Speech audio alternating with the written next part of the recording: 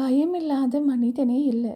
தன்னுடைய சரீர நலனுக்கோ நல்வாழ்வுக்கோ மனநலனுக்கோ ஒரு அச்சுறுத்தலை உணரும்போது மனிதனுக்குள் பயம் வந்து விடுகிறது. சினையா ராஜா மற்ற ராஜாக்களோடு சேர்ந்து வந்து சோதோமை கைப்பற்றி லோத்தையும் அவன் பொருட்களையும் கொண்டு போன போது ஆபிரகாம் அவர்களை முறியடித்து லோத்தையும் அவனுக்கு உண்டான எல்லாவற்றையும் திரும்ப கொண்டு வந்தான். அப்பொழுது கர்த்தர் தரிசனத்திலே, ஆபிரகாமே, நீ பயப்படாதே, நான் உனக்கு கேடகமும் உனக்கு மகா பெரிய பலனுமாயிருக்கிறேன் என்று அவனை தைரியப்படுத்தினார். ஆபிரகாம் தனக்கு பிள்ளை இல்லையே என்று தன்னுடைய பயத்தை சொன்னபோது கர்த்தர் வானத்து நட்சத்திரங்களை காட்டி உன் சந்ததி இவ்வளவா இருக்கும் என்று சொல்லி அவனுடைய சிந்தையை பிரச்சனையிலிருந்து வெளியே கொண்டு வந்து கர்த்தருடைய வல்லமையையும் வல்ல வார்த்தைகளையும் பார்க்க வைத்தபோது அவனுக்குள் விசுவாசம் உண்டாயிற்று, பயம் விலகி போயிற்று.